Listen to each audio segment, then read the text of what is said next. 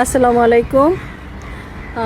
আমার ছাদ বাগানে নিয়ে আসছি। আজকে আমি লাউ হারভেস্ট করব, আপনাদেরকে সাথে লাউ হারভেস্ট দেখাচ্ছি। এই যে এই লাউটা বড় হয়েছে, এটা সবুজ কাটো। এটা এখন আমি কাটছি, আপনাদেরকে কাজ একটু ক্লোজ করে দেখানোর চেষ্টা করতেছি।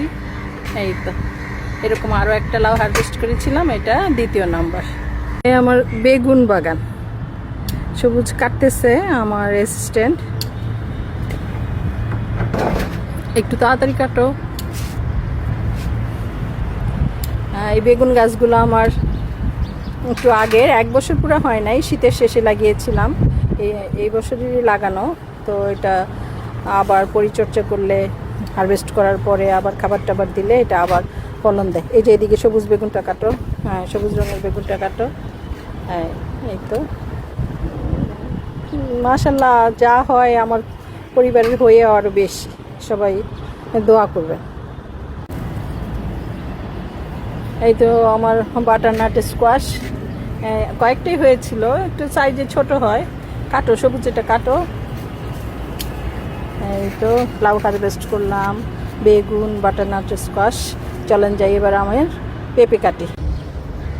এই তো আমার পেঁপে গাছটা, পেঁপে একটা পেকেছে, পুরোপুরি পাকে নাই কিন্তু রং চলে আসছে। এটা কাটলেই ঘরে রাখলেই আবার একটা পুরো পেকে যাবে। সবুজ কাটো এটা।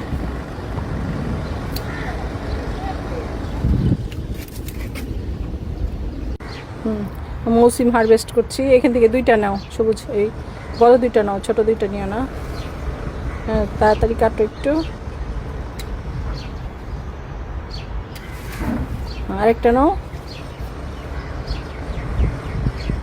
বাস হয়ে গেল আমার মৌসুম হারভেস্ট। বরবটি, বরবটি হারভেস্ট কর, সবুজ বরবটি উঠাও। এই 2টা থেকে একটা নাও, আর ওইদিকে চলো।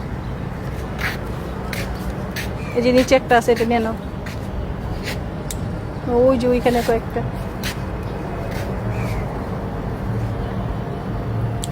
ওই যে ওই সাইডের গুলা নাও।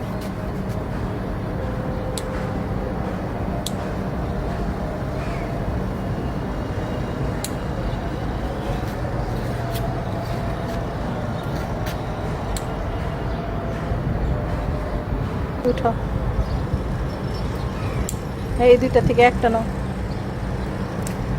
আর ওইদিকে চলো।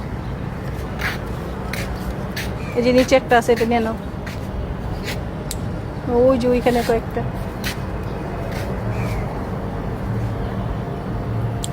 ওই যে ওই সাইডের গুলা নাও।